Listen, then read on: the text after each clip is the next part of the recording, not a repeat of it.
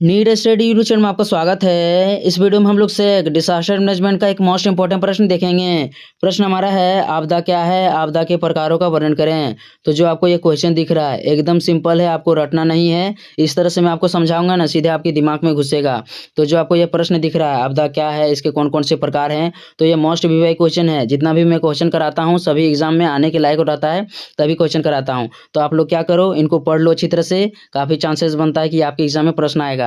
तो चलते हैं हम लोग समझते हैं सबसे पहले कि आपदा क्या होता है, क्योंकि यहाँ पर पूछा जा रहा है आपदा क्या है।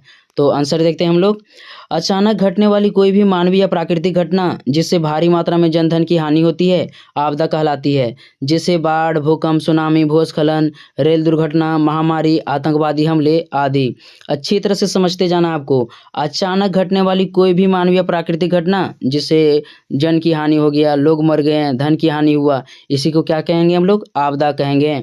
जैसे बाढ़, भूकंप, सुनामी, भूस्खलन, रेल दुर्घटना, महामारी, आतंकवादी हमले। अच्छी तरह से समझना, जो भी मैंने आपको यहाँ पर उदाहरण बताया, जैसे भूकंप, भूकंप आपको थोड़ी ना बता के आएगा कि मैं भूकंप हूँ, मैं आ रहा हूँ यहाँ पर।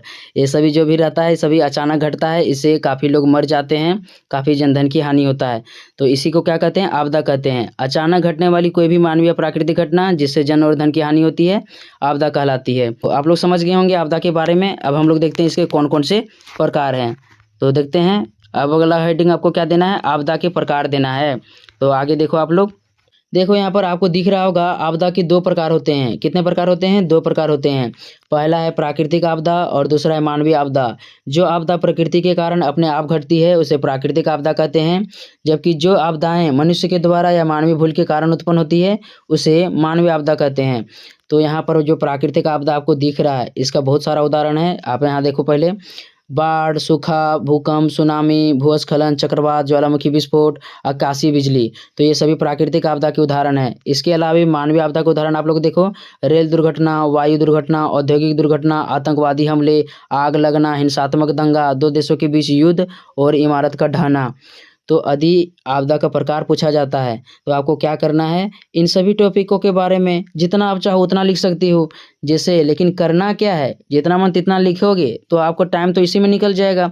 तो आपको करना क्या है, आपको क्या करना है, प्राकृतिक आपदा से 5 पॉइंट उठाना है और मानवीय आपदा से 5 टॉपिक उठाना है, और 5-5 टॉपिक लोगे, ठीक है, तो आपका अच्छा खासा पेज भी भर जाएगा और मार्क्स भी मिलेगा। वरना बहुत सारे स्टूडेंट क्या करेंगे, प्राकृतिक आपदा टॉपिक दे दिए हैं और पहले बाढ़ ले लिए, सूखा, भूकंप, सुनामी या जो भी यहाँ पर टॉपिक दिया हुआ है इनको लिख रहे हैं। तो इनको लिखते रहिएगा तो पेज भर जाएगा। इस तरह से नहीं करना है, दोनों टॉपिकों को ध्यान में रखना है कि हमको प्राकृतिक आपदा भी लिखना है और मानवीय आपदा भी लिखना है। तो आप जो चाहो इसमें से 5 पॉइंट ले लो और इसमें से 5 पॉइंट ले लो, तो दोनों टॉपिक आपका कवर हो जाएगा। तो क्या क्या लिखना है इन सब में अभी मैं आपको बताता हूँ। चलते हैं हम लोग देखते हैं क्या क्या आपको लिखना है इन सभी टॉपिकों में। नेक्स्ट पॉइंट आपको देना है प्राकृतिक आपदा। तो प्राकृतिक आपदा में आप लोग क्या लिखिएगा, जो अभी हम लोगों ने उदाहरण देखा उसमें से 5 टॉपिक ले लेना है। कोई भी आप टॉपिक ले सकते हो अपने मर्जी से। तो उसमें हम लोग ले लेंगे 5 टॉपिक और उसके बारे में हम लोग लिखेंगे। तो पहला टॉपिक हम लोग लिए हैं भूस्खलन। भूस्खलन जिसे इंग्लिश में लैंडस्लाइड कहा जाता है, जब किसी ढालू भूभाग पर मिट्टी या चट्टानें ऊपर से नीचे की ओर खिसकती है, लुढ़कती है, तो उसे भूस्खलन कहा जाता है।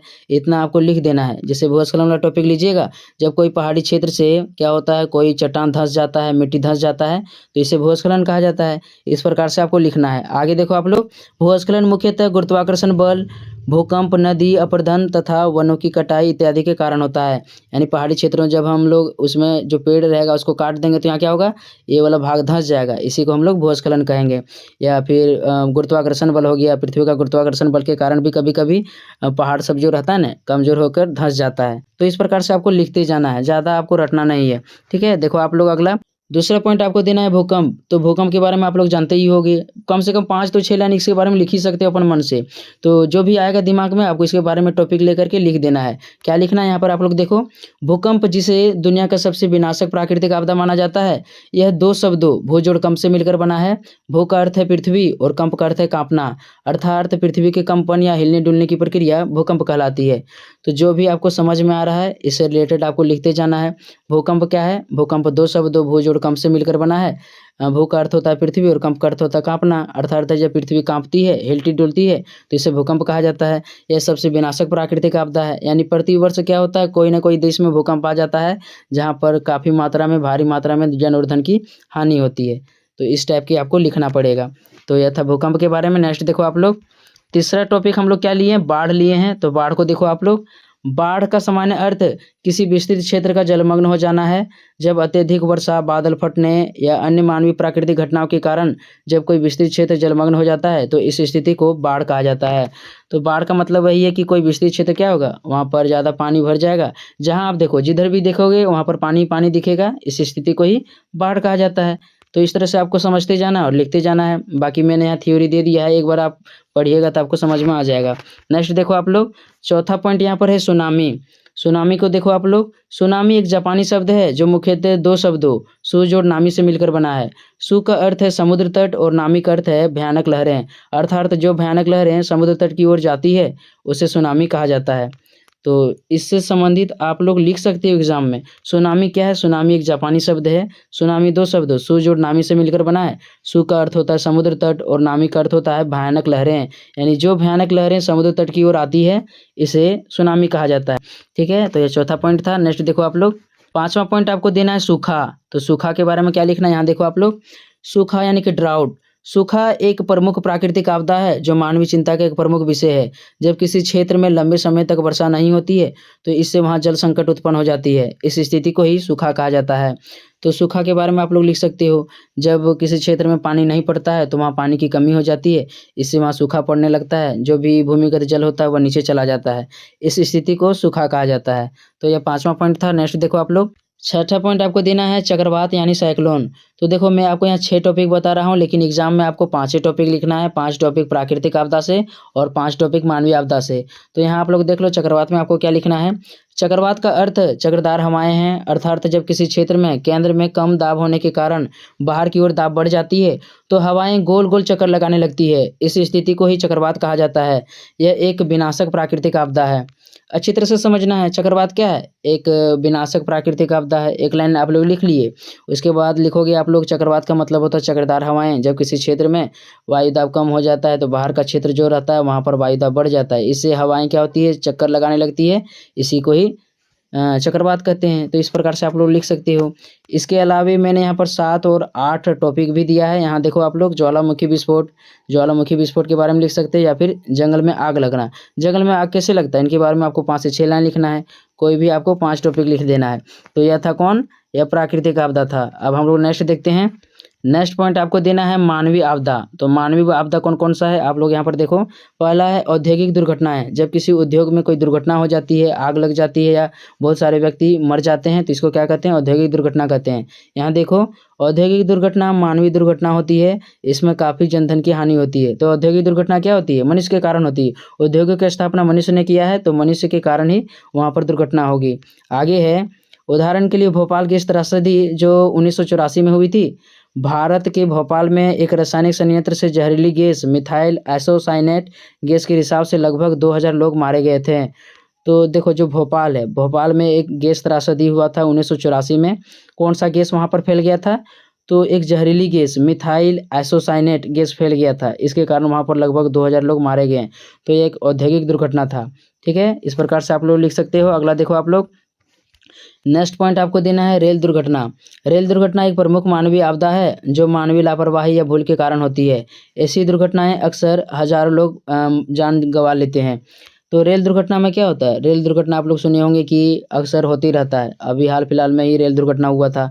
तो अक्सर भारत में अभी रेल दुर्घटना की समस्याएं देखने को मिल रहा है। तो ये मानवीय लापरवाह है, या एक तरह से हम लोग कह सकते हैं कि जो सरकार है, सरकार रेलवे में क्या क्या कमी है इनको नहीं देख रही है, तो इस कारण से रेल दुर्घटनाएं हो रही है।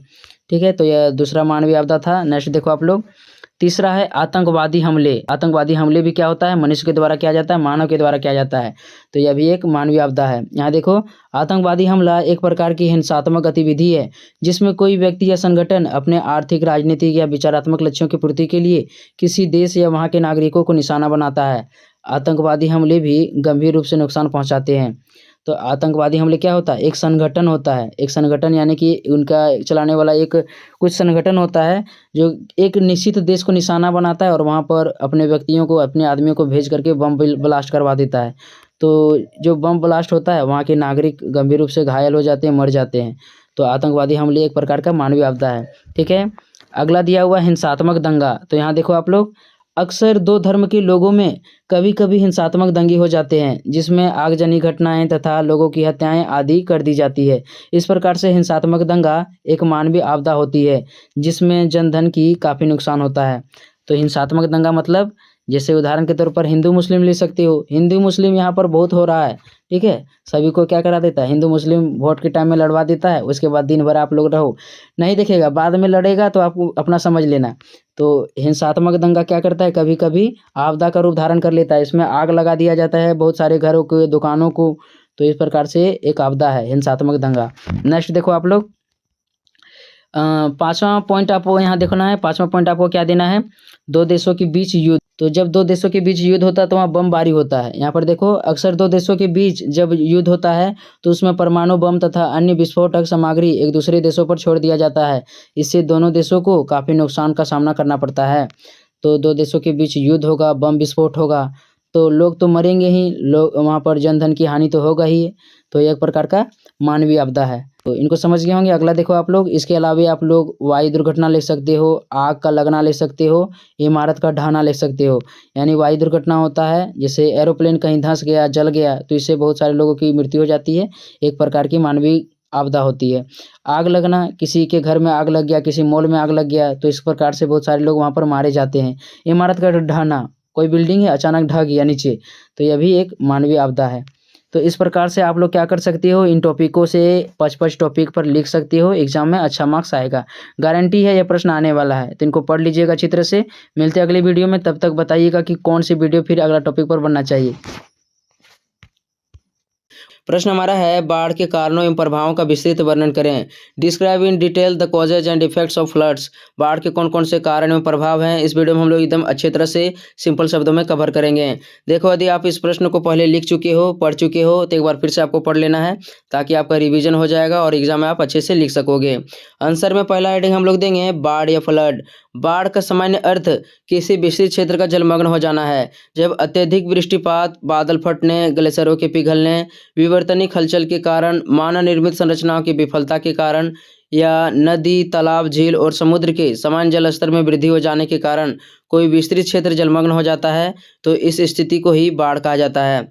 देखो, यहाँ पर बाढ़ का साफ साफ अर्थ है जब किसी क्षेत्र या इलाके में हद से ज़्यादा पानी भर जाता है। अब जहाँ भी देखो पानी पानी दिखने लगता है, लोगों के घरों में भी पानी घुस जाता है, इस स्थिति को ही बाढ़ कहा जाता है। इसके कई कारण होते हैं, जैसे अत्यधिक वृष्टिपात, यानी मानसून के समय में, वर्षा के दिनों में अत्यधिक वर्षा होने लगती है, जिसके कारण से जो गाँव के नलियाँ होते हैं यहाँ पर भी बहुत रफ्तार से पानी जाने लगती है और वहाँ बाढ़ की स्थिति बन जाती है। बादल फटने आप सुने होंगे, बादलों के फटने से बाढ़ आ जाता है।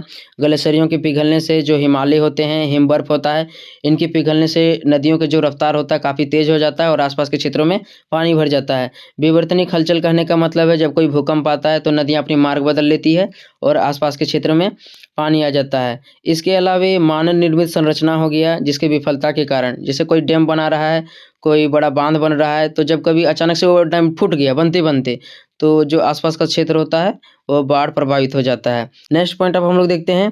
देखो, इसमें आगे लिखा हुआ है, भारत में बिहार, असम, पश्चिम बंगाल, उत्तर प्रदेश, गुजरात, पंजाब, हरियाणा, केरल आदि बाढ़ से सर्वाधिक प्रभावित राज्य हैं। तो आपको पूछा जाएगा कि बाढ़ से प्रभावित राज्यों के नाम बताएं, तो आपको इन राज्यों के नाम लिख देना है। भारत में सबसे अधिक बाढ़ बिहार में आता है, तो 1 नंबर में भी प्रश्न आ सकता है, ठीक है। तो इनको नोट कर लेना है। नेक्स्ट अब हम लोग देखते हैं। नेक्स्ट पॉइंट आपको देना है बाढ़ के कारण। देखो, बाढ़ के कारण जो है ना एकदम सिंपल है, आप खुद उसको लिख सकते हो, केवल पॉइंट को आपको दिमाग में रखना है जो अभी मैं बताने वाला हूँ।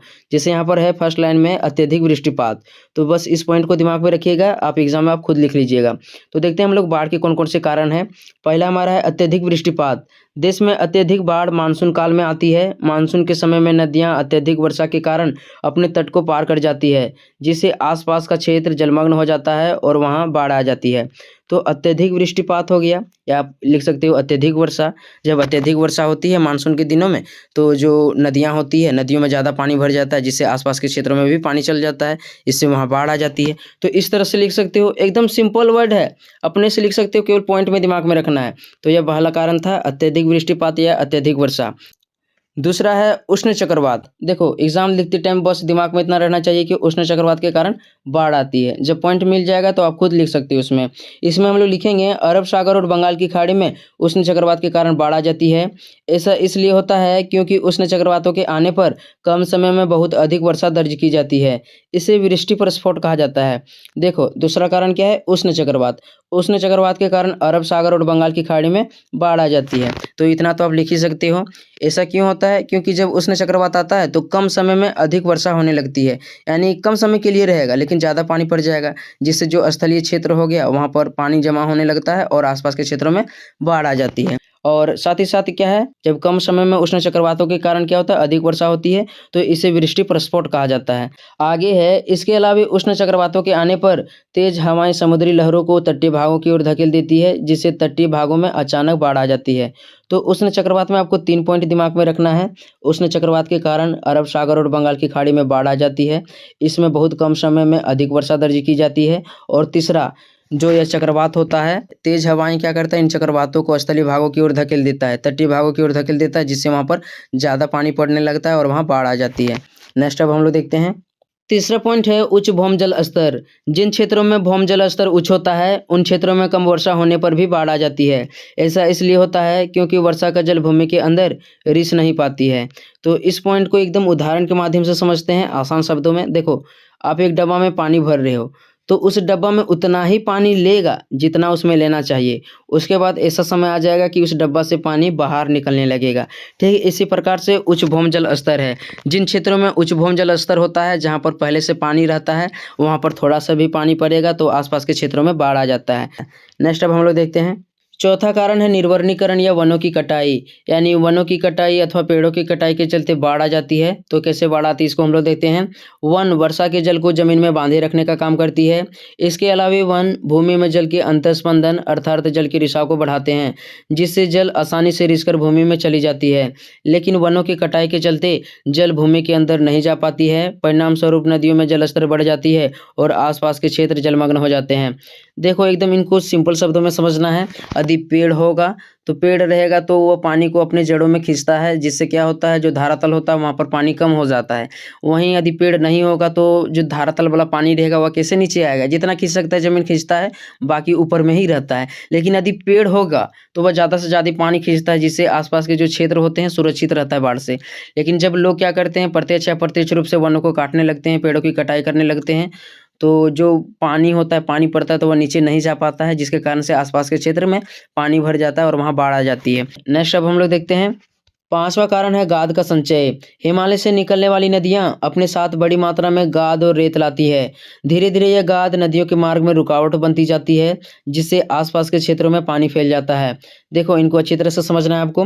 गाद कहने का मतलब है एक प्रकार का कूड़ा करकट होता है, रेत होता है, बालू होता है, पत्थर होता है, यही सब होता है गाद का मतलब। तो जो हिमालय से नदियाँ निकलता है, जैसे गंगा हो गया, बहुत सारी नदियाँ निकलती है, तो जब वहाँ से आती है ना तो धीरे धीरे वो अपने साथ बालू ले आती है, कंकड़ पत्थर ले आती है और एक जगह जमा हो जाती है। धीरे धीरे जमा होने के कारण क्या होता है, वहाँ पर टीला बन जाता है या नदियों के जो मार्ग होता है वह अवरुद्ध हो जाता है, जिसके कारण से क्या होता है, नदियों का जो प्रवाह था पहले वह थोड़ा कम हो जाता है और वहाँ पर ज़्यादा पानी भरने लगता है। तो ज़्यादा पानी भरेगा तो आसपास के क्षेत्रों में पानी चल जाएगा और वहाँ पर बाढ़ आ जाएगा। तो जो गाद होता है इसकी सफाई न होने के कारण क्या होता है, आसपास के क्षेत्र जलमग्न हो जाते हैं। नेक्स्ट अब हम लोग देखते हैं। छठा कारण है मानव निर्मित अवरोध। मानव निर्मित अवरोध करने का मतलब है जो मनुष्य के द्वारा बनाया जाता है, इनके चलते बाढ़ आती है। इसे हम लोग समझते हैं।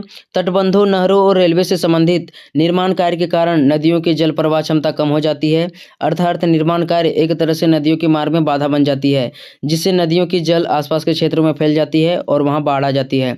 देखो यहाँ पर मानव निर्मित अवरोध दो तरीके से बाढ़ ला सकती है। पहला एक तो कि यदि आप बांध बना रहे हो, डैम बना रहे हो, तो जब कभी वह टूट जाएगा तो टूटेगा तो अचानक से बाढ़ आ जाएगा, यानी कि आसपास के क्षेत्रों में पानी चल जाएगा। लेकिन वहीं जब आप कोई नहर बना रहे हो, रेलवे लाइन बना दिए, तटबंध बना दिए, तो ऐसे जब बनाया जाता है ना तो जो नदी का मार्ग होता है वहाँ थोड़ा रुकावट आ जाता है। यानी उन्हें जिस प्रकार से पहले आसानी से वर्षा का जल निकल जाता था, अब उनको रुकावट होने लगी। तो रुकावट होगा तो वर्षा का जल आसपास के क्षेत्रों में चल जाएगा और वहाँ पर बाढ़ आ जाएगी। समझ गए होंगे, नदियों के मार्ग में यदि रुकावट डालोगे तो वहाँ पर बाढ़ आएगा। आगे है, वर्ष 2013 में उत्तराखंड में आई भयंकर बाढ़ मानव निर्मित कारकों का परिणाम माना जाता है। यानी कि मानव निर्मित अवरोध का अच्छा उदाहरण क्या है? वर्ष 2013 में उत्तराखंड में आई बाढ़। वर्ष 2013 में उत्तराखंड में एक भयानक बाढ़ आई थी, आप लोग भी सुने होंगे। हम लोग उस टाइम बहुत छोटे थे, टीवी में देखे थे, न्यूज़ में देखे थे, बहुत भयानक बाढ़ थी। इसमें बहुत सारे लोग जो थे डूब गए थे, बह गए थे, बहुत सारे लोगों के घर मकान सब धंस गए थे पानी में। तो बहुत भयानक बाढ़ था जो मानव निर्मित अवरोध था, यानी कि वहाँ पर डैम बनाया गया था उत्तराखंड में जो अचानक से फूट गया था, इसी के चलते वहाँ पर बाढ़ आया था। तो यह छठा कारण था मानव निर्मित अवरोध, यानी कभी कभी मानव निर्मित अवरोध या मानव निर्मित विफलताओं के कारण बाढ़ आती है। इन सभी पॉइंटों को एक बार फिर से आपको पढ़ लेना है, वीडियो को सुन लेना है, एग्जाम में आप अच्छे से लिख लोगे। नेक्स्ट अब हम लोग देखते हैं, नेक्स्ट पॉइंट आपको देना है बाढ़ के प्रभाव, यानी जब किसी क्षेत्र में बाढ़ आती है तो वहाँ पर आसपास के क्षेत्रों में क्या प्रभाव पड़ता है, बाढ़ के बाद वहाँ पर क्या परिणाम देखने को मिलते हैं, इनको हम लोग देखते हैं। फर्स्ट पॉइंट हमारा है जनधन की हानि। देखो इस पॉइंट को आपको दिमाग में धंसा लेना है। आपके एग्जाम में किसी भी आपदा का प्रभाव पूछा जाए, चाहे वह मानवीय आपदा हो या प्राकृतिक आपदा हो, सभी आपदा में जनधन की हानि होती है। तो यह पॉइंट सिमिलर है। इसके अलावा भी कुछ ऐसे पॉइंट है जो एकदम सेम है, यानी कि प्रभाव में उनको लिख दोगे तो आपको अच्छा मार्क्स मिल जाएगा। बस आपको इतना दिमाग में रखना पड़ेगा कि किसके बारे में प्रभाव पूछा जा रहा है। जैसे यहाँ पर बाढ़ के बारे में पूछा जा रहा है तो यहाँ पर बाढ़ से रिलेटेड लिखना पड़ेगा। यदि यहाँ पर भूकंप प्रभाव होगा तो यहाँ पर भूकंप से रिलेटेड लिखना पड़ेगा। यहाँ पर हम लोग बाढ़ में जनधन की हानि को देखते हैं। बाढ़ के कारण बहुत सारे लोग तथा जीव जंतु इसमें बह जाते हैं, जिससे उनकी मृत्यु हो जाती है। इसके अलावा लोगों के घर आदि बाढ़ या नदियों में समा जाते हैं, जिससे भारी मात्रा में जन और धन की हानि होती है। तो बाढ़ के कारण जन और धन की हानि होती है। ठीक है, इसको अपने शब्दों में एकदम सिंपल शब्दों में आप लिख सकते हो। नेक्स्ट अब हम लोग देखते हैं, दूसरा पॉइंट है अवस्थापना सुविधाओं की क्षति। दूसरा क्या है? अवस्थापना सुविधाओं की क्षति। तो यह भी पॉइंट एकदम सिमिलर है, लगभग प्रत्येक आपदा में यह प्रभाव सेम होता है, बस आपको रिलेटेड लिखना है। जैसे यहाँ पर हम लोग बाढ़ से रिलेटेड लिखेंगे। जब किसी क्षेत्र में बाढ़ आती है तो वहाँ मानव द्वारा निर्मित विभिन्न प्रकार के भवन, सड़क, पुल, पुलियाँ आदि टूट जाती है, जिससे अवस्थापना सुविधाएं या मानव निर्मित संरचनाओं को काफ़ी नुकसान होता है। तो मानव निर्मित सुविधाओं की क्षति किस प्रकार हुआ आपको समझ में आ गया होगा। बाढ़ आया तो बाढ़ के कारण कोई पुल ही धंस जाता है, कोई पुल ही टूट जाता है, बहुत सारे लोगों के घर द्वार उसमें बह जाते हैं।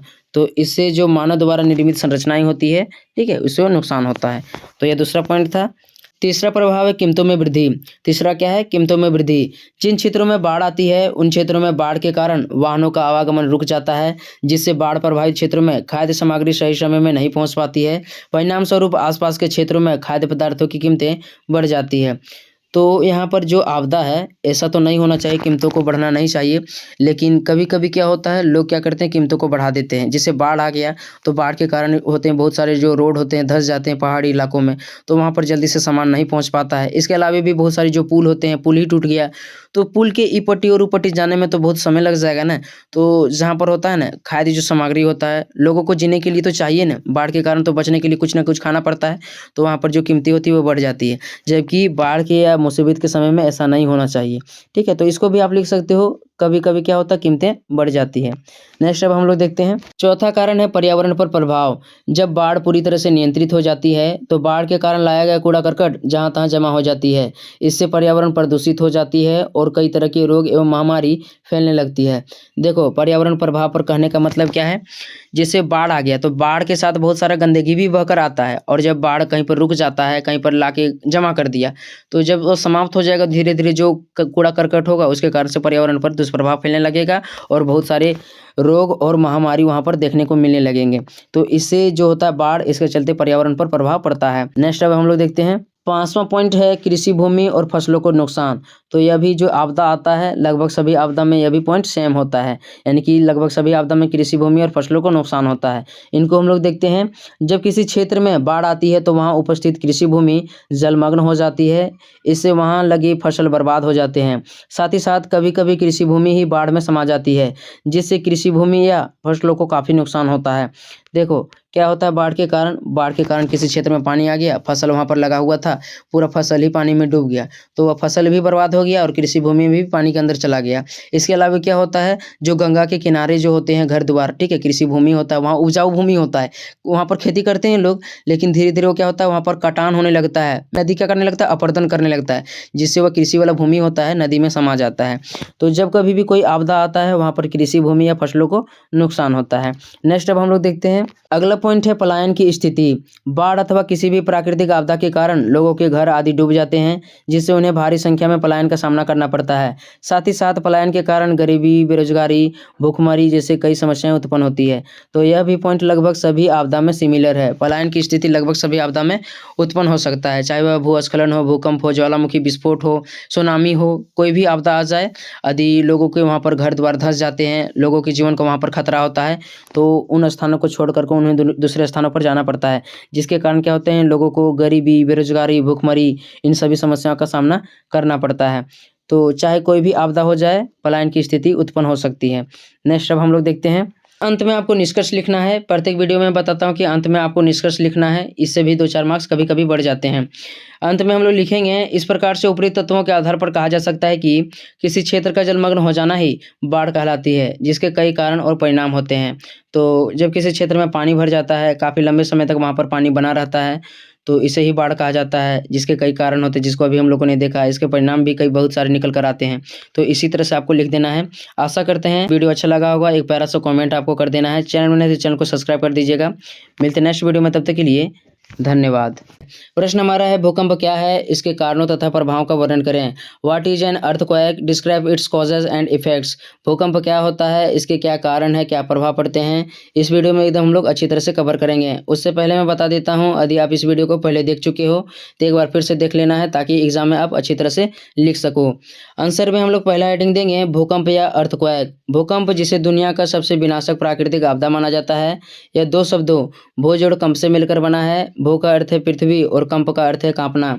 देखो, इनको आपको रटना नहीं, केवल आपको सुन लेना है। आप एग्जाम में आप खुद लिख लोगे। क्या सुनना है, यहाँ पर ध्यान दीजिए। भूकंप दो शब्दों भू जोड़ कंप से मिलकर बना है। भू का अर्थ है भूमि या पृथ्वी और कंप का अर्थ है कांपना। यानी जब भूमि या पृथ्वी कांपती है तो इसी को ही भूकंप कहा जाता है। यह दुनिया का सबसे विनाशक प्राकृतिक आपदा माना जाता है। यानी प्रतिवर्ष इसी के चलते ज़्यादा से ज़्यादा तबाही होता है, ज़्यादा से ज़्यादा लोगों की मृत्यु होती है। ठीक है, नेक्स्ट देखते हैं हम लोग।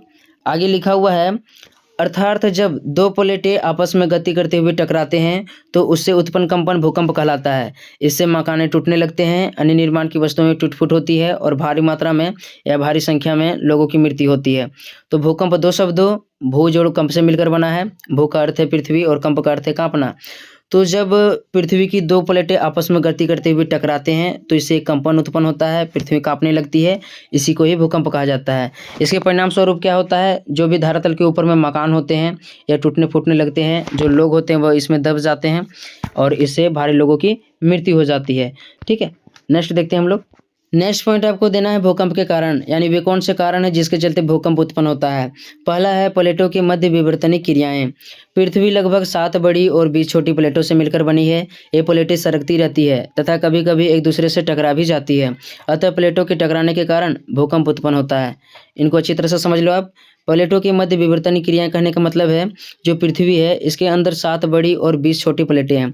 तो ये प्लेटें आपस में गति करते रहते हैं। कुछ प्लेटें इधर गति करती है तो कुछ प्लेटें इधर गति करती है और कभी कभी ये टकरा भी जाती है। तो टकराने के कारण एक कंपन उत्पन्न होता है, जिसे भूकंप कहा जाता है, यानी धरातल पर भूकंप आ जाता है। तो प्लेटों के मध्य जो विवर्तनिक क्रियाएं होती है, जो गति होती है, इनके चलते भूकंप आता है। यह पहला था। नेक्स्ट देखते हैं हम लोग। दूसरा कारण है ज्वालामुखी विस्फोट। केवल आपको यहाँ पर पॉइंट दिमाग में रखना है कि ज्वालामुखी के कारण भूकंप आता है, उसके बाद इसमें आप खुद लिख लीजिएगा। जब ज्वालामुखी विस्फोट होता है तो लावा अचानक से जलवाष्प के साथ बाहर निकलता है। परिणाम स्वरूप निकटवर्ती क्षेत्रों में कंपन उत्पन्न होती है, जिसे भूकंप कहा जाता है। देखो, ज्वालामुखी विस्फोट जब होता है, आप लोग देखे होंगे ज्वालामुखी से आग निकलता है, लावा निकलता है, तो जैसे निकला अचानक लावा, जैसे आसपास के क्षेत्र हिलने लगते हैं और वहाँ पर भूकंप आ जाता है। तो इनको भी समझ गए होंगे। 2-4 पॉइंट आपको दिमाग में रखते जाना है, एग्जाम में आप लिख लोगे। ज्वालामुखी विस्फोट के कारण भूकंप आता है। नेक्स्ट देखते हैं हम लोग। तीसरा कारण है भूगर्भीय गैसों का फैलाव। भूगर्भीय गैसों का जब फैलाव होता है तो पृथ्वी के आंतरिक भागों से अचानक से ऊर्जा मुक्त होती है। यह ऊर्जा चारों दिशाओं में भूकंपीय तरंगों के रूप में फैल जाती है, जिससे पृथ्वी पर कंपन उत्पन्न होती है और भूकंप आ जाती है। इनको अच्छी तरह सब समझो। भूगर्भीय गैसों कहने का मतलब है भूमि के अंदर गैसें। आप लोग जानते होंगे, जो भूमि के धरातल है नीचे से गर्म है, तो गर्म होने के कारण वहाँ भाप भी उत्पन्न होता है और जो भी गर्म चीज़ वस्तुएं होती है ऊपर की ओर जाती है। तो पृथ्वी के नीचे जो गैसें उत्पन्न होती है ऊपर जाने का प्रयास करती है। इसी क्रम में पृथ्वी के अंदर से एक ऊर्जा उत्पन्न होती है, जो तरंग के रूप में होती है, जैसे पी तरंग हो गया, एस तरंग हो गया और एल तरंग हो गया। इन तरंगों के कारण कहीं कहीं पृथ्वी हिलने लगता है, डोलने लगता है और भूकंप आ जाती है। तो भूगर्भीय गैसों के कारण यानी भूमि के अंदर जो गैसें हैं इनके चलते भी भूकंप आती है। नेक्स्ट अब हम लोग देखते हैं चौथा कारण है रीढ़ का प्रत्यास्थ उत्चलन सिद्धांत। रीढ़ महोदय के अनुसार भूगर्भिक चट्टानों में तनाव होती रहती है। प्रत्येक चट्टानों में तनाव को बर्दाश्त करने की क्षमता होती है। उस क्षमता के बाद वह तनाव को नहीं झेल पाती है और वह टूट जाती है। टूटने के बाद वह पुनः अपने स्थान में अर्थात संतुलित होने का प्रयास करती है, जिससे धरातल पर अचानक से हलचल उत्पन्न होती है, जिसे भूकंप कहा जाता है। तो सबसे पहले यहाँ पर आपको दो बातें ध्यान में रखना है। पहला, प्रत्यास्थ उत्चलन सिद्धांत किससे संबंधित है? तो भूकंप से संबंधित है। और दूसरा, प्रत्यास्थ उत्चलन सिद्धांत किसने दिया है? तो रीढ़ महोदय ने दिया है। इन दोनों बातों को आपको ध्यान में रखना है, 1 नंबर वाले प्रश्न में आ सकता है। तो जो रीढ़ का प्रत्यास्थ उत्चलन सिद्धांत है, इनके अनुसार चट्टानों में जो चट्टानें होती है इसमें तनाव को सहने की क्षमता होती है, दबाव को इसमें सहने की क्षमता होती है, इसके बाद ये टूट जाती है। तो इनको समझना है। जैसे आपको नारियल ले लिए, नारियल में आप दबाओगे ना एक हाथ से तो वह नहीं टूटेगा, लेकिन वहीं से यदि आप हाथी को चढ़ा दो तो वह फूट जाएगा कि नहीं फूट जाएगा? तो अचानक से उसमें जैसे ही फूटता है कंपन उत्पन्न होता है। तो जो रीढ़ का प्रत्यास्थ उत्चलन सिद्धांत है यही कहता है कि यदि आप किसी चट्टान को खींच रहे हो, इसमें दबाव डाल रहे हो, तो एक समय के बाद यह टूट जाएगा। टूटने के बाद यह पुनः अपने स्थान में आने का प्रयास करेगा, इससे कंपन उत्पन्न होगा और इससे पृथ्वी पर धरातल पर भूकंप आ जाएगा। इनको आप समझ गए होंगे, इनको नोट कर लीजिए। देखते हैं अगला हम लोग। 5वां कारण है जलीय भार। तो जलीय भार कैसे भूकंप उत्पन्न करता है, इनको देखते हैं हम लोग। जब मनुष्य नदियों पर बांध बनाकर बड़े बड़े जलाशयों का निर्माण करते हैं तो इससे जलाशयों में जल की मात्रा आवश्यकता से अधिक बढ़ जाती है। परिणाम स्वरूप जल चट्टानों पर अपना प्रभाव डालने लगती है, जिससे तीव्र भूकंप की संभावना बढ़ जाती है। इनको अच्छी तरह से समझना है। देखो, जो मनुष्य होता है बहुत सारे बांध बनाता है, डैम बनाता है। तो जहाँ पर बांधों या डैमों का निर्माण किया जाता है दोनों ओर चट्टानें जरूर होता है, ठीक है। नदियों के किनारे दोनों ओर चट्टानें होते हैं, इसमें बहुत सारी पानी भरा होता है और जो ये पानी होता है गति करती रहता है। ऐसा बात नहीं कि वो स्थिर रहता है, गति करने के क्रम में वह अगल बगल की जो चट्टानी होती है वो पर दबाव डालता है। दबाव डालने के कारण वहाँ पर भूकंप की संभावना बनी रहती है। यानी जलीय भार जितना अधिक होगा आसपास के क्षेत्र में भूकंप आने की संभावना उतना होगी। तो इनको समझ गए होंगे, जलीय भार के कारण भूकंप आता है। नेक्स्ट अब हम लोग देखते हैं। छठा कारण है पृथ्वी का सिकुड़ना। पृथ्वी अपने जन्म के बाद से लगातार सिकुड़ रही है। पृथ्वी के सिकुड़ने के कारण इसके विभिन्न परतों में परिवर्तन होने लगते हैं, जिससे भूमि के आंतरिक भाग में कंपन होती है और यह भूकंप का रूप ले लेती है। इनको अच्छी तरह से आप समझो। जब से पृथ्वी का निर्माण हुआ है, जब से पृथ्वी का जन्म हुआ है, यह धीरे धीरे क्या हो रहा है, छोटा होते जा रहा है, यानी यह धीरे धीरे सिकुड़ रही है। इसके चलते से अन्य जितने भी इनके भाग हैं उनमें भी थोड़ा थोड़ा परिवर्तन देखने को मिलता है। परिणाम स्वरूप क्या होता है, जो धरातलीय भाग होता है यहाँ पर भी कंपन देखने को मिलता है, जिसे भूकंप कहा जाता है, या इन्हीं कंपनों के चलते भूकंप आता है। ये 6 कारण था भूकंप के। इनको आपको एक बार अच्छी तरह से देख लेना है, वीडियो को एक बार नोट कर लेना है, एकदम आपको समझ में आ जाएगा। नेक्स्ट अब हम लोग देखते हैं। नेक्स्ट पॉइंट आपको देना है भूकंप के प्रभाव, यानी भूकंप के क्या क्या प्रभाव पड़ते हैं, इसको हम लोग देखते हैं। फर्स्ट हमारा है अवस्थापना सुविधाओं की क्षति। जब भूकंप की घटनाएं होती है तो भूकंप प्रभावित क्षेत्रों में विभिन्न प्रकार के भवन, रेल लाइन, सड़क परिवहन, दूरसंचार, विद्युत जलापूर्ति, पुल तथा पुलियां आदि टूट जाती है, जिससे अवस्थापना सुविधाएं या मानव निर्मित संरचनाएं ध्वस्त हो जाती है। देखो, केवल आपको पॉइंट में दिमाग में रखना पड़ेगा, यानी कि जो भूकंप है इसके चलते अवस्थापना सुविधाओं की क्षति होती है, इतना दिमाग में रखिएगा। बाकी एग्जाम में आपका कोई भी आपदा का प्रभाव पूछा जाता है, पॉइंट दिमाग में रहेगा तो उससे रिलेटेड आप लिख लोगे। जैसे अवस्थापना सुविधाओं की क्षति, बाढ़ में भी आप इस पॉइंट को लिख सकती हो, सुनामी में भी इस पॉइंट को लिख सकती हो। लगभग सभी जो प्रभाव होते हैं सब में टॉपिक एक ही होता है, लेकिन रिलेटेड लिखना पड़ता है। जैसे यहाँ पर अवस्थापना सुविधाओं की क्षति है तो इसमें हम लोग को भूकंप से रिलेटेड लिखना पड़ेगा, क्योंकि यहाँ पर ऊपर में क्या दिया हुआ, भूकंप के प्रभाव दिया हुआ है। इसमें हम लोग लिखेंगे भूकंप के कारण क्या होते हैं, बहुत सारे जो मकान होते हैं, रेल लाइन होते हैं, या जितने भी भवन होते हैं ये मलबे में तब्दील हो जाते हैं। तो इससे जो भी मानव द्वारा निर्मित वस्तुएं होते हैं, निर्मित संरचनाएं होती हैं, ये ध्वस्त हो जाती है। तो इस तरह से आपको प्रभाव में लिखना पड़ेगा, ठीक है। तो यह पहला प्रभाव था अवस्थापना सुविधाओं की क्षति। नेक्स्ट अब हम लोग देखते हैं। दूसरा प्रभाव है जनधन की हानि। तो यह भी लगभग प्रत्येक प्रभाव में एकदम सिमिलर पॉइंट है। यहाँ पर हम लोग भूकंप से रिलेटेड देखते हैं। भूकंप के कारण कुछ ही मिनटों में मकान तहस नहस हो जाती है। अचानक आए भूकंप के कारण लोगों को सुरक्षित स्थानों में जाने का मौका नहीं मिल पाता है। परिणाम स्वरूप बहुत सारे लोग मलबे में दब जाते हैं, जिससे भारी मात्रा में जनधन की हानि होती है। तो जनधन की हानि लगभग प्रत्येक आपदा में होता है। यह एक सिमिलर पॉइंट है। भूकंप के कारण जब अचानक से भूकंप आया, घर मकान तकान धंस गया, उसमें जो आदमी था दब गए, इससे उनकी मृत्यु हो गई। तो मृत्यु हुई तो वहाँ पर जन और धन की दोनों की हानि हो गई। नेक्स्ट अब हम लोग देखते हैं। तीसरा प्रभाव है बाढ़ की संभावना। बड़े बड़े बांधों या जलाशयों में आसपास के क्षेत्रों में जल का दबाव ज़्यादा होता है, अतः भूकंप आने से बांध जल्दी टूट जाता है और आसपास के क्षेत्र बाढ़ग्रस्त हो जाते हैं। तो इस पॉइंट को मैंने आपको समझा ही दिया था। जब कोई भी बांध बना रहे हैं ना, तो वहाँ पानी भरा हुआ रहता है और पानी क्या करता है, आसपास के जो चट्टानें हैं तो इस पर दबाव डालता है, जिससे वहाँ भूकंप आने के काफ़ी चांसेस होते हैं। और जब कभी भी वहाँ भूकंप आता है तो बांध जल्दी टूट जाता है और आसपास के जितने भी क्षेत्र हो गए बाढ़ग्रस्त हो जाते हैं। तो भूकंप के कारण कभी कभी लोगों को बाढ़ का भी सामना करना पड़ता है। तो इनको भी समझ गए होंगे, भूकंप के कारण बाढ़ आता है। नेक्स्ट अब हम लोग देखते हैं, चौथा प्रभाव है भूस्खलन। धरातल का अचानक धस जाना अथवा मिट्टी या चट्टानों का ऊपर से नीचे गिरना भूस्खलन कहलाता है। अर्थात जब भूकंप आती है तो धरातल नीचे धस जाती है, जिससे भूस्खलन संबंधित घटनाएं होती है। देखो, भूस्खलन वाले वीडियो में मैंने आपको बताया था कि जब कोई चट्टाने ऊपर से नीचे गिरता है, लुढ़कता है, तो इसे ही भूस्खलन कहा जाता है। भूकंप जब भी पहाड़ी क्षेत्रों में आता है तो जो भी चट्टाने होते हैं, मिट्टी होता है, वहाँ से धस करके नीचे गिर जाता है। तो भूकंप के कारण भूस्खलन संबंधित घटनाएं भी होती है। यह इसका चौथा प्रभाव था। नेक्स्ट देखते हैं, आग का लगना। वनों या पहाड़ी क्षेत्रों में भूकंप आने से चट्टानें आपस में टकराने लगती है, जिससे चिंगारी उत्पन्न होती है और आसपास के क्षेत्रों में आग लग जाती है। तो जब कभी भी पहाड़ी क्षेत्रों में भूकंप आया तो वहाँ से जो चट्टानें होते हैं हिलने डुलने लगते हैं और वहाँ से क्या होता है, एक दूसरे से टकराया, जैसे चिंगारी उत्पन्न हुआ। चिंगारी उत्पन्न होगा, सूखी पत्तों में आग लग जाएगा और वही जंगलों में धीरे धीरे पूरे आग फैला देगा, या आसपास के जितने भी क्षेत्र हो गए वहाँ पर आग फैल जाएगा। तो भूकंप जब भी आता है इनके चलते आग लगने की संभावना होती है या आग लग सकता है। ठीक है, नेक्स्ट देखते हैं हम लोग, छठा प्रभाव है सुनामी। तो देखो, जो भूकंप है इसके कारण बहुत सारे प्राकृतिक आपदा उत्पन्न हो जाते हैं, जैसे भूस्खलन हो गया, बाढ़ हो गया, सुनामी हो गया। इसी प्रकार से भूकंप के चलते बहुत सारे प्राकृतिक आपदा आ जाते हैं। तो भूकंप के चलते सुनामी कैसे उत्पन्न होता है, इसको हम लोग देखते हैं। समुद्र में जब बड़ी बड़ी ऊंची तरंगें या लहरें उत्पन्न होती है तो उसे सुनामी कहा जाता है। समुद्री क्षेत्रों में भूकंप आने से वहाँ सुनामी आ जाता है। ऐसा तब होता है जब भूकंप की तीव्रता 7.5 या उससे अधिक होता है। जब समुद्रों में बड़ी बड़ी ऊंची तरंगें या लहरें उत्पन्न होगी तो इसे सुनामी कहा जाता है। सुनामी भूकंप के कारण आता है, लेकिन कब आता है, जब भूकंप की जो तीव्रता होगी 7.5 होगा या इससे अधिक होगा, तभी वहाँ पर सुनामी आ सकता है। वरना वो थोड़ा मोड़ा लहर उत्पन्न होगा और वह शांत हो जाएगा। लेकिन यदि 7.5 हो गया भूकंप की तीव्रता या इससे अधिक हो गया तो पर बहुत भयानक, जो तटीय क्षेत्र हो गया वहाँ पर बहुत भयानक सुनामी आएगा। तो यह छठा प्रभाव था। नेक्स्ट देखते हैं, सातवां प्रभाव है पलायन की स्थिति। तो ये लगभग प्राकृतिक आपदा में सिमिलर पॉइंट है। लगभग प्रत्येक प्राकृतिक आपदा या जो भी जितने भी आपदा होते हैं लगभग सभी में पलायन की स्थिति का सामना करना पड़ता है। इसमें हम लोग भूकंप से संबंधित लिखेंगे, भूकंप अथवा किसी भी प्राकृतिक आपदा के कारण लोगों के घर आदि नष्ट हो जाते हैं, जिससे उन्हें भारी संख्या में पलायन का सामना करना पड़ता है। परिणाम स्वरूप गरीबी, बेरोजगारी, भूखमरी जैसे कई समस्याएं उत्पन्न होती है। तो इस पॉइंट को लगभग मैंने प्रत्येक वीडियो में बता दिया है, इसको समझाने की जरूरत नहीं है। जब सुनामी आएगा, भूकंप आएगा, बाढ़ आएगा तो इनके चलते लोगों को घर छोड़ना पड़ता है, दूसरे स्थानों में जाना पड़ता है, क्योंकि उनको अपने जीवन को भी तो टेंशन है, नहीं तो वहाँ रहेगा तो मर जाएगा। तो उनको पलायन की स्थिति सामना करना पड़ता है, जिसके चलते गरीबी, बेरोजगारी, भूखमरी जैसी और भी कई समस्याएं आ जाती है। तो यह था पलायन की स्थिति जो लगभग प्रत्येक प्राकृतिक आपदा में सामना करना पड़ता है। नेक्स्ट अब हम लोग देखते हैं, सबसे अंत में क्या लिखना है आपको, निष्कर्ष लिखना है। इस प्रकार से ऊपरी तथ्यों के आधार पर कहा जा सकता है कि पृथ्वी के हिलने डुलने की घटना ही भूकंप कहलाती है, जिसके कई कारण और परिणाम होते हैं। तो इस प्रकार से निष्कर्ष में लिख देना है, जब पृथ्वी हिलती डुलती है तो इसे ही भूकंप कहते हैं। इसके बहुत सारे कारण होते हैं और परिणाम होते हैं जो अभी हम लोगों ने देखा। नेक्स्ट वीडियो में, तब तक के लिए धन्यवाद।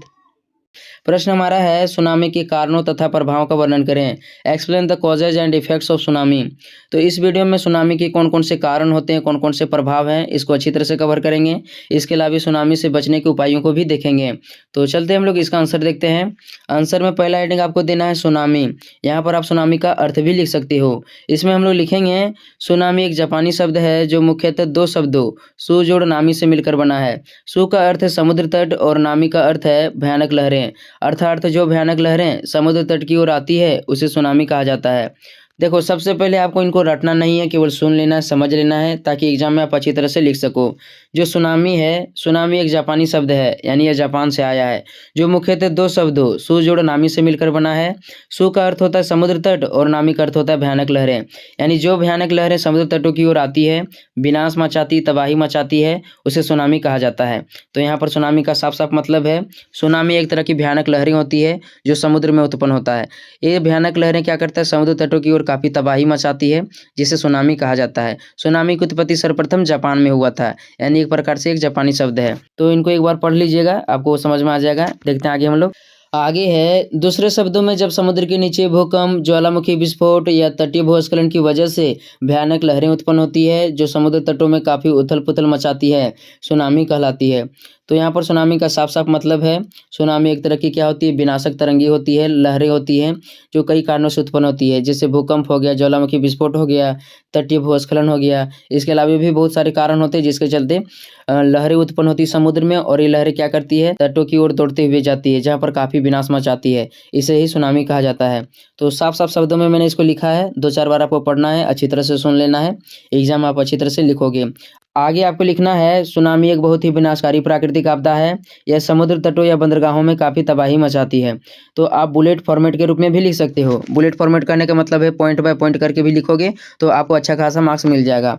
तो जो सुनामी है, सुनामी एक प्रकार का प्राकृतिक आपदा होता है जो बहुत ही घातक और विनाशकारी होता है। समुद्र तटों में क्या करता है, काफ़ी उथल-पुथल और तबाही मचा देती है। समुद्र तटों के किनारे चाहे जो भी हो, चाहे वह मनुष्य हो, जीव-जंतु हो, पेड़-पौधे हो, सभी को तहस-नहस कर देता है।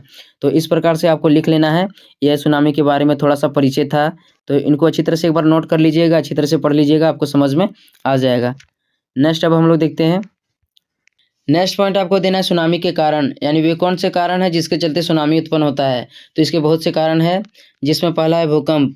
भूकंप सुनामी का सबसे बड़ा कारण माना जाता है, अर्थात अधिकतर सुनामी भूकंप के कारण ही आता है। जब समुद्र तल के नीचे कोई हलचल या विवर्तनीय घटनाएं होती है तो इससे भयानक लहरें उत्पन्न होती है और तटों में सुनामी आ जाता है। ऐसा तब होता है जब भूकंप की तीव्रता 7.5 या उससे अधिक होता है। देखो यहाँ पर आपको जो भूकंप दिख रहा होगा, भूकंप के कारण ही सर्वाधिक सुनामी आता है। तो क्यों आता है, इनको अच्छी तरह से समझ लो। जब समुद्र तल के नीचे कोई विवर्तनीय घटनाएं होती है, यानी समुद्र तल के नीचे जो प्लेटें होती है, हलचल करती रहती है, विवर्तनीय घटनाएं होती रहती है। तो ऐसी घटनाएं जब भी होती है तो समुद्र की जो पानी होता है लहरों में बदल जाता है, ऊंची ऊंची लहरें बनने लगती है, और ये लहरें क्या करती है, समुद्र तटों की ओर दौड़ देती है, जिससे समुद्र तटों में सुनामी आ जाता है, यानी वहाँ पर तबाही मचने लगती है। और ऐसा तभी होगा जब भूकंप की जो तीव्रता होगी वह 7.5 या इससे अधिक होता है, यानी भूकंप की तीव्रता यदि 7.5 होगा, इससे अधिक होगा, तभी सुनामी आ सकता है भूकंप के कारण। तो यह पहला कारण था भूकंप, भूकंप के कारण सुनामी आता है। नेक्स्ट अब हम लोग देखते हैं, दूसरा कारण है ज्वालामुखी विस्फोट। महासागरों के आसपास के क्षेत्रों में ज्वालामुखी विस्फोट के कारण सुनामी उत्पन्न होने का खतरा बना रहता है। ज्वालामुखी विस्फोट होने से समुद्रों में तेजी से हलचल होने लगती है, जिससे बड़ी बड़ी लहरें उत्पन्न होती है और समुद्र तटों में सुनामी आ जाती है। देखो इनको अच्छी तरह से समझना है आपको। महासागरों या समुद्रों के किनारे बहुत सारे ज्वालामुखी होते हैं। जब ये ज्वालामुखी विस्फोट होते हैं या फट जाते हैं तो क्या होता है, समुद्रों में लहरें उत्पन्न होने लगती है और ये लहरें समुद्र तटों की ओर दौड़ देती है, जिससे वहाँ पर सुनामी आ जाता है। ठीक है, तो ज्वालामुखी विस्फोट के कारण भी कभी कभी महासागरों में सुनामी आते हैं। तो ये दूसरा कारण था। नेक्स्ट देखते हैं हम लोग। तीसरा कारण है भूस्खलन, यानी भूस्खलन के चलते सुनामी उत्पन्न होता है। तो देखते हैं कैसे उत्पन्न होता है। समुद्रों में भी बड़े बड़े विशाल हिमखंड या पर्वत होते हैं। जब कभी भी ये विशाल हिमखंड या पर्वत समुद्रों में धंस जाते हैं तो इससे वहाँ बड़े बड़े तरंगे उत्पन्न होने लगती है और यह सुनामी का रूप धारण कर लेती है। देखो इनको अच्छी तरह से समझना है आपको। भूस्खलन कहने का मतलब है किसी भूमि का नीचे धंस जाना, या फिर जो ऊंचे वाला भाग होता है वहाँ से किसी मिट्टी या चट्टानों का नीचे धंसना ही भूस्खलन कहलाता है। तो समुद्र में भी बड़े बड़े हिमखंड होते हैं, बर्फ के टीले होते हैं, और बहुत पर्वत भी होते हैं जो उसमें डूबे होते हैं। तो जब कभी गुरुत्वाकर्षण के बल के कारण, पृथ्वी के गुरुत्वाकर्षण बल के कारण वे क्या होते हैं, कभी कभी धंस जाते हैं, तो इसके चलते समुद्रों में हलचल होने लगती है, तरंगे उत्पन्न होती है और यह किनारों में सुनामी ला देती है। तो भूस्खलन के चलते भी सुनामी आता है। ठीक है, नेक्स्ट अब हम लोग देखते हैं। चौथा कारण है उल्कापिंड या क्षुद्र ग्रह। विद्वानों का मानना है कि कभी कभी उल्कापिंड या क्षुद्र ग्रहों के कारण भी सुनामी आ जाती है। जब कभी उल्कापिंड या क्षुद्र ग्रह समुद्र में गिरती है तो इससे वहाँ हलचल उत्पन्न होती है और सुनामी आ जाती है। तो उल्कापिंड या क्षुद्र ग्रह कहने का मतलब है जो आकाशीय पिंड हो गया, एक तरह से जो आकाश में घूमते रहता है। तो कभी कभी कारणवश क्या होता है, उल्कापिंड या क्षुद्र ग्रह समुद्र में गिर जाता है, इससे वहाँ अशांति उत्पन्न होती है और समुद्रों में हलचल उत्पन्न होने लगती है। ठीक है, और ये क्या करता है, सुनामी ला देता है।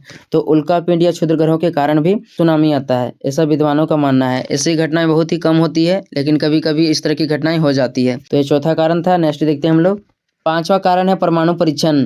जब किसी देश के द्वारा समुद्रों में परमाणु परीक्षण किया जाता है या फिर किसी युद्ध की स्थिति में परमाणु बम विस्फोट किया जाता है तो इसके चलते भी कभी कभी सुनामी उत्पन्न हो जाती है। देखो परमाणु परीक्षण करने का मतलब है, आज के जो समय है लगभग प्रत्येक देश चाहता है कि हमारे देश में परमाणु हो ताकि युद्ध की स्थिति में हम उनका सामना कर सकें।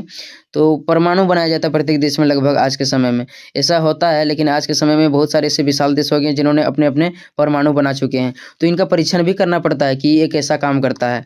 तो समुद्रों में जब इनका परीक्षण किया जाता है या फिर जब कभी 2 देशों में युद्ध होता है और समुद्रों में परमाणु बम विस्फोट होता है, तो इनके चलते समुद्रों में हलचल उत्पन्न होने लगती है और वहाँ पर सुनामी आ जाती है। तो परमाणु परीक्षण या परमाणु बम विस्फोट के कारण भी सुनामी आ सकती है। तो ये 5 कारण थे जिसको अभी मैंने बताया, इन सभी को आपको याद कर लेना है, थोड़ा-थोड़ा पढ़ लेना है, एक बार वीडियो को देख लेना अच्छी तरह से, एकदम पक्का बताते हैं कि अच्छी तरह से आप एग्ज़ाम में लिख सकोगे। नेक्स्ट अब हम लोग देखते हैं, नेक्स्ट पॉइंट आपको देना है सुनामी के प्रभाव। तो देखते हैं हम लोग सुनामी के कौन-कौन से प्रभाव हैं। पहला पॉइंट है जनधन की हानि। तो मैं प्रत्येक वीडियो में बताता हूँ, चाहे वह कोई भी आपदा हो, लगभग प्रत्येक में जनधन की हानि होती है। तो फर्स्ट पॉइंट आपको देना है जनधन की हानि। सुनामी के कारण बहुत सारे लोग तथा जीव-जंतु इसमें बह जाते हैं, इससे उनकी मृत्यु हो जाती है। साथ ही साथ लोगों के घर आदि सुनामी तबाह हो जाते हैं, जिससे भारी मात्रा में जन और धन की हानि होती है।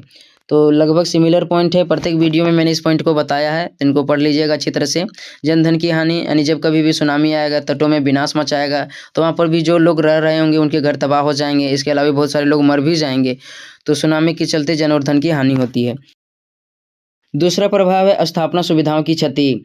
जब तटीय क्षेत्रों में सुनामी आती है तो वहां मानव निर्मित विभिन्न प्रकार के भवन, सड़क तथा पुल पुलियां आदि टूट जाती है, जिससे स्थापना सुविधाएं या मानव निर्मित संरचनाओं को काफ़ी नुकसान होता है। तो प्रत्येक आपदा में स्थापना सुविधाओं की क्षति होती है, यानी जो मनुष्य के द्वारा बनाया जाता है, जैसे पुल हो गया, सड़क हो गया, मकान हो गया, ये सभी सुनामी के चलते तबाह हो जाते हैं, ध्वस्त हो जाते हैं। तो इससे स्थापना सुविधाएं या मानव निर्मित संरचनाओं को काफ़ी नुकसान होता है। यह दूसरा प्रभाव था। तीसरा देखते हैं हम लोग। तीसरा पॉइंट है पर्यावरण पर प्रभाव। सुनामी के कारण तटीय क्षेत्रों में मौजूद पेड़ पौधे तथा वनस्पति आदि भी प्रभावित होती है। साथ ही साथ इससे मलबे आदि जहाँ तहाँ जमा हो जाते हैं, जिससे पर्यावरण प्रदूषित हो जाती है और कई तरह के रोग एवं महामारियाँ फैलने लगती है। देखो, सुनामी का तीसरा प्रभाव क्या है? पर्यावरण पर प्रभाव। यानी जब कभी भी सुनामी आता है तो तटीय क्षेत्रों में जो पेड़ पौधे होते हैं, वनस्पति होते हैं, ये तबाह हो जाते हैं, ये तहस नहस हो जाते हैं। तो इनसे क्या होता है, पेड़ पौधे वनस्पति काफ़ी प्रभावित होती है। साथ ही साथ क्या होता है, जब सुनामी समाप्त हो जाता है तो इनके द्वारा जो मलबे लाया जाता है, जहाँ तहाँ जमा हो जाता है, जिससे क्या होता है, पर्यावरण प्रदूषित हो जाती है। तो इससे पर्यावरण पर प्रभाव पड़ता है और कई तरह के रोग एवं महामारियाँ भी फैलने लगती है। तो सुनामी के कारण पर्यावरण पर प्रभाव पड़ता है या पर्यावरण प्रदूषित हो जाती है। तो यह तीसरा प्रभाव था। नेक्स्ट देखते हैं हम लोग। चौथा प्रभाव है कृषि भूमि तथा फसलों को नुकसान। जब किसी क्षेत्र में सुनामी आती है तो वहाँ कृषि भूमि में लगे फसल बर्बाद हो जाते हैं। साथ ही साथ कृषि भूमि में समुद्र का खारा जल भर जाने के कारण वह कृषि भूमि अनउपजाऊ हो जाती है, जिससे कृषि भूमि और फसलों को काफ़ी नुकसान होता है। देखो, इनको अच्छी तरह से समझ लेना है। समुद्र तटों के किनारे भी खेती होती है, ऐसे थोड़ी बात है कि वहाँ पर खेती नहीं होती होगी। तो जब कभी भी सुनामी आता है तो वहाँ पर जो भी कृषि भूमि होती है, फसल होते हैं, बर्बाद हो जाते हैं। और साथ ही साथ क्या होता है, समुद्र का पानी खारा होता है। जब कभी भी समुद्र का पानी कृषि भूमि में चला जाता है तो इससे जो कृषि का उत्पादन क्षमता होता है वह कमज़ोर हो जाती है, यानी कि वहाँ पर खारा भर जाने के कारण जो कृषि भूमि होता है वह अनउपजाऊ हो जाता है। तो इस प्रकार से जो सुनामी है, सुनामी के कारण कृषि भूमि और फसलों को काफ़ी नुकसान होता है। तो ये चौथा प्रभाव था। देखते हैं अगला हम लोग। पांचवा प्रभाव है पलायन की स्थिति। सुनामी अथवा किसी भी प्राकृतिक आपदा के कारण लोगों के घर आदि ध्वस्त हो जाते हैं, जिससे उन्हें भारी संख्या में पलायन का सामना करना पड़ता है। साथ ही साथ पलायन के कारण गरीबी, बेरोजगारी, भूखमरी जैसे कई समस्याएं उत्पन्न होती है। देखो, चाहे वह कोई भी आपदा हो जाए, चाहे वह बाढ़ हो, भूकंप हो, सुनामी हो या किसी तरह की मानवीय आपदा क्यों ना हो, यदि लोगों के जीवन का खतरा हो तो कभी कभी उन्हें उन स्थानों को छोड़ना पड़ता है, यानी उन्हें पलायन का सामना करना पड़ता है। इसके चलते कभी कभी क्या होता है, गरीबी, बेरोजगारी, भूखमरी जैसे समस्याओं को भी उन्हें सामना करना पड़ता है। तो पलायन की स्थिति लगभग प्रत्येक आपदा में बना रहता है। तो ये 5 प्रभाव थे जो मोस्ट इंपॉर्टेंट है, इनको याद कर लीजिएगा। नेक्स्ट पॉइंट आपको देना है सुनामी के बचाव के उपाय। यानी किसी क्षेत्र में जब कभी सुनामी आता है या फिर वहाँ सुनामी आने की संभावना होती है तो उनके बचाव के लिए क्या कदम उठाए जाना चाहिए ताकि उनके प्रभाव को कम किया जा सके। तो फर्स्ट हमारा है समुद्र तटों से दूर ऊंचे स्थानों पर बसना चाहिए। यानी जब कभी भी आप समुद्रों के किनारे घर बना रहे हो, मकान बसा रहे हो, तो आपको क्या करना है, समुद्र तटों से थोड़ा दूर ऊंचे स्थानों पर अपने घर को बसाना चाहिए ताकि सुनामी से बचा जा सके। दूसरा है समुद्र तट के आसपास सुनामी रोधी भवन बनाना चाहिए। यानी जब कभी भी आप समुद्र तटों के किनारे घर बना रहे हो, मकान बना रहे हो, तो ऐसे मकान होने चाहिए जो सुनामी के प्रभाव को भी सह सके। तीसरा है सुनामी की चेतावनी सुनने पर परिवार के साथ घर से बाहर किसी सुरक्षित स्थान पर चले जाना चाहिए। यानी देखो, जब किसी क्षेत्र में सुनामी आता है ना तो वहाँ पहले बता दिया जाता है वैज्ञानिकों के द्वारा, या जो भी होता है वहाँ संभावना होता है तो वहाँ के जो सरकार होते हैं वो पहले चेतावनी दे देता है कि इन क्षेत्रों में आज सुनामी आने वाला है या यहाँ पर सुनामी आने की संभावना है। तो जैसे इस तरह की सूचना मिलता है, आपको अपने परिवार के साथ क्या करना है, सुरक्षित स्थान पर चले जाना है। चौथा है सुनामी के समय समुद्र तट के आसपास नहीं जाना चाहिए, यानी जब कभी भी वहाँ सुनामी आता है या सुनामी की जो लहरें होती हैं, लहरों को देखने के लिए आपको वहाँ पर नहीं जाना है, वरना आपके लिए घातक सिद्ध हो सकता है। पांचवा है अगर नाव लेकर के समुद्र में हो तो तट से दूर रहना चाहिए। देखो इनको आप समझ लो, समुद्र में यदि आप रहोगे तो वहाँ पर सुनामी के प्रभाव बहुत ही कम होता है, लेकिन यदि आप तटों की ओर चल जाओ तो वहाँ पर विनाश ज़्यादा से ज़्यादा देखने को मिलेंगे, यानी वहाँ ज़्यादा से ज़्यादा आपको नुकसान होगा समुद्र तटों में। तो यदि आप समुद्र में हो तो वहाँ पर आप अच्छी तरह से सुरक्षित हो, यानी वहाँ पर आपको बहुत ही कम प्रभाव देखने को मिलेगा, लेकिन वहीं यदि तटों की ओर चल जाओ तो वहाँ आपको नुकसान हो सकता है। तो यदि आप नाव लेकर के समुद्र में रहते हो तो ऐसी स्थिति में क्या करना है, आपको तट से थोड़ा दूर ही रहना है। नेक्स्ट अब हम लोग देखते हैं, छठा है सुनामी के समय तट के आसपास बाढ़ की स्थिति उत्पन्न होती है, अतः आपदा के समय आने वाले सभी सामानों को तैयार रखना चाहिए। इनको समझ लो, जो सुनामी आता है, सुनामी क्या करता है, बहुत सारे शहरों में भी घुस जाता है, समुद्र तट के जितने भी शहर होते हैं ना वहाँ भी घुस जाता है, तो वहाँ पर बाढ़ की स्थिति आ जाता है। तो आपको क्या करना है, आपदा के समय जितने भी सामान आपको चाहिए वो पहले से जुगाड़ रखना पड़ेगा। जैसे आपदा के समय करने का मतलब बाढ़ आ जाता है, तो बाढ़ के लिए जुगाड़ रखना पड़ेगा कि आ जाता है किसी कारणवश तो हम वहाँ कैसे बचेंगे। ठीक है, तो ये सभी जुगाड़ आपको पहले से करना पड़ेगा। नेक्स्ट अब हम लोग देखते हैं, सातवां पॉइंट है यदि किसी कारणवश सुनामी में फंस जाए तो ऐसी स्थिति में घबराएं नहीं, बल्कि जल में तैरने वाली किसी चीज़ को पकड़ने की कोशिश करें या पकड़ लें। तो इनको समझ लो आप, यदि किसी कारणवश सुनामी में फंस जाते हो, सुनामी की बाढ़ में फंस जाते हो, तो उनको घबराना नहीं, वहाँ पर घबराना जायज़ है, लेकिन फिर भी आपको कोशिश करना है कि हमको कोई ऐसी चीज़ पकड़ लेना है ताकि हम जल में तैर सकें, पानी में तैर सकें। तो ये सभी आपको उपाय करना पड़ेगा सुनामी से बचने के लिए। तो इन सभी पॉइंटों को आपको एकदम अच्छी तरह से पढ़ लेना है, एक बार अच्छी तरह से पढ़ लो, समझ में आपको खुद आ जाएगा। ठीक है, तो यही 7 पॉइंट थे जिनके द्वारा आप सुनामी के प्रभाव को कम कर सकते हो। नेक्स्ट अब हम लोग देखते हैं, अंत में आपको निष्कर्ष लिखना है, इस प्रकार से सुनामी एक बहुत ही घातक विनाशकारी आपदा है। जहां तक हो सके हमें समुद्र तटों से दूर ही घर या बस्तियां बसाना चाहिए। साथ ही साथ सुनामी जैसे आपदा उत्पन्न होने से पहले ही आपदा में काम आने वाले सभी सामान तैयार रखना चाहिए, ताकि सही समय आने पर ये हमारे काम आ सके।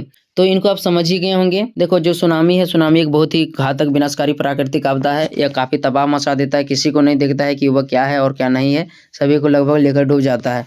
तो जब कभी भी आप समुद्र तटों के किनारे अपना घर बना रहे हो तो वहाँ पर थोड़ा दूर रहना चाहिए, ऊंचाई वाले भागों में रहना चाहिए। साथ ही साथ आपदा में जो भी काम आते हैं वे सभी सामान पहले से तैयार होने चाहिए। तो निष्कर्ष में इस प्रकार से आप लिख सकते हो, इनको लिख लीजिएगा। चैनल में नहीं तो चैनल को सब्सक्राइब कर लीजिए ताकि और भी सब्जेक्ट की तैयारी अच्छी तरह से करवाई जा सके। नेक्स्ट वीडियो किस पर बनना चाहिए कमेंट करके जरूर बताना। मिलते हैं अगले वीडियो में, तब तक के लिए धन्यवाद। प्रश्न हमारा है, भूस्खलन से क्या तात्पर्य है, भूस्खलन के कारणों तथा प्रभावों का वर्णन करें।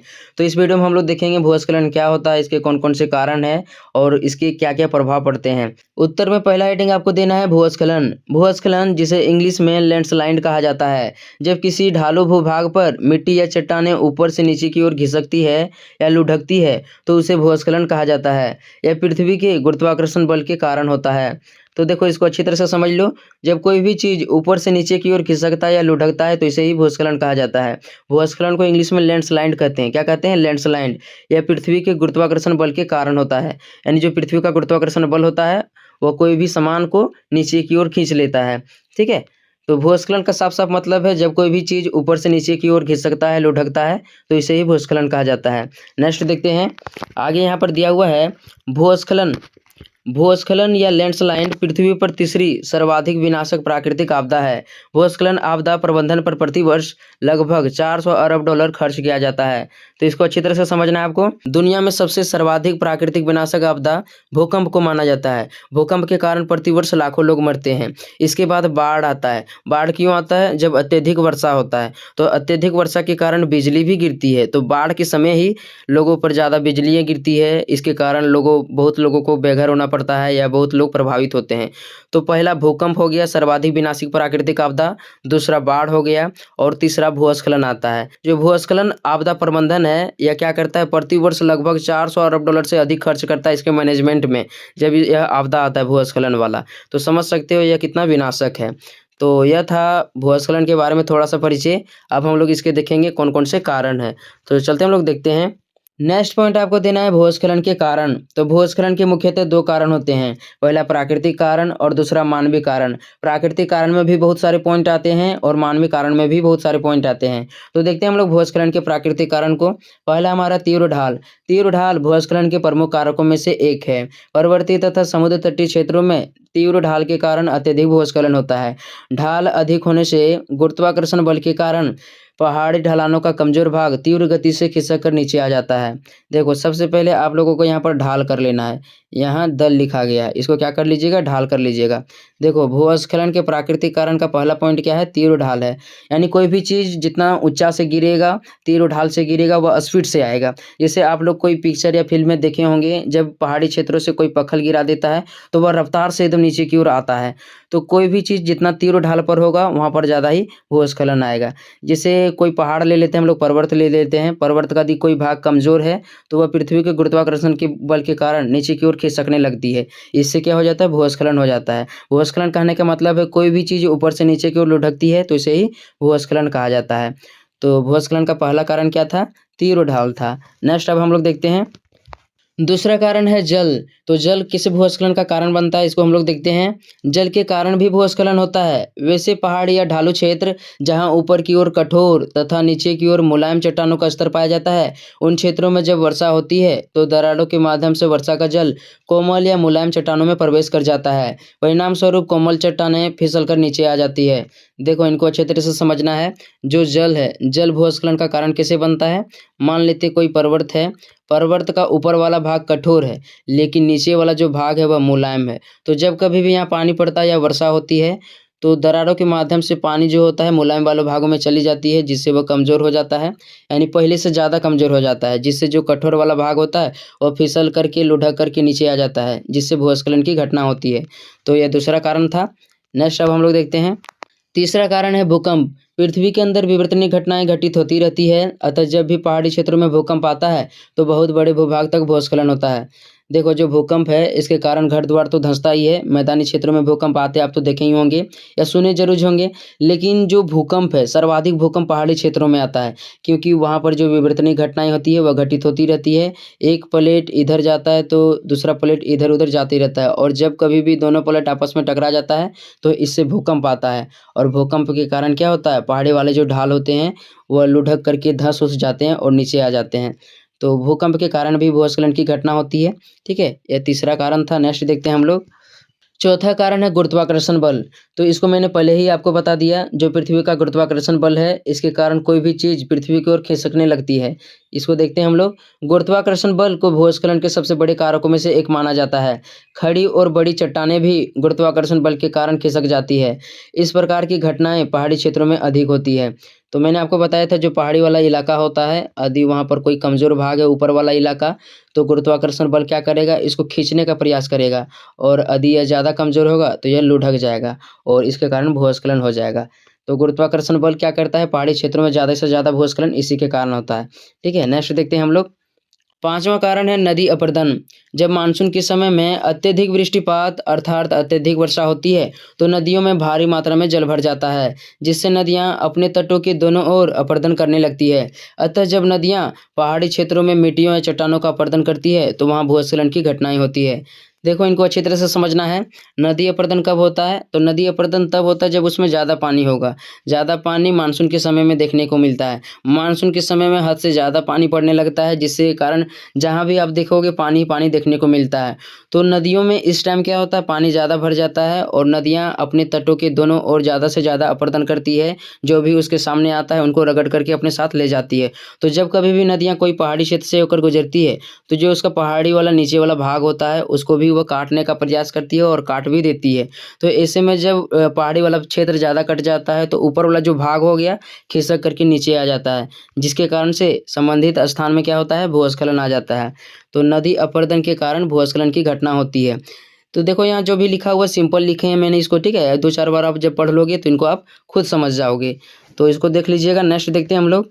नेक्स्ट पॉइंट आपको देना है भूस्खलन का मानवीय कारण। तो अभी हम लोगों ने भूस्खलन के प्राकृतिक कारण को देखा, जिसमें नदी, अपरदन, तीव्र ढाल, गुरुत्वाकर्षण बल और भूकंप जैसी घटनाएं सम्मिलित हैं। इसी प्रकार से मानव के चलते भी भूस्खलन होते हैं। इनको हम लोग देखते हैं।